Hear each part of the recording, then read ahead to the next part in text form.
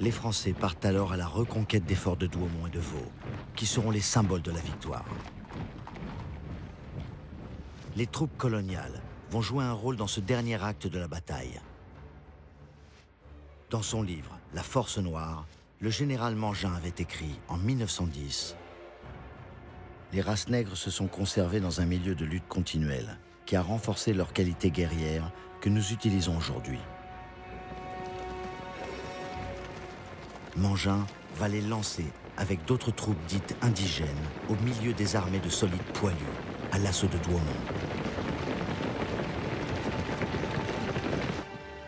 Le commandant de Verdun, le général Nivelle, compte comme d'habitude sur l'artillerie de plus en plus énorme.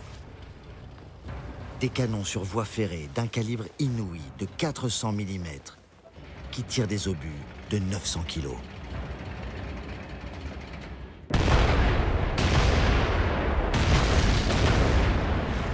Après un bombardement d'artillerie monstrueux, les troupes montent à l'assaut de Douaumont à la vitesse imposée de 100 mètres en 4 minutes.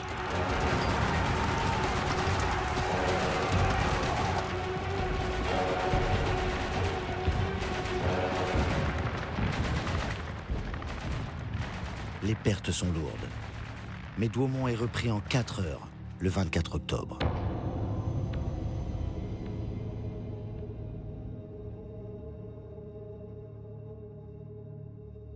Voici les premières photos de l'intérieur du fort, avec le résultat de l'explosion d'un obus français de 400 mm. La formidable déflagration et l'incendie qu'elle a provoqué ont entraîné la reddition du fort.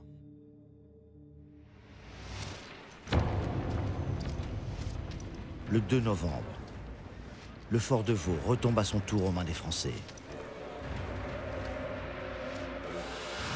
10 mois après le déclenchement de l'attaque allemande du 21 février 1916 sur Verdun, les Français sont parvenus à reprendre leurs principaux forts.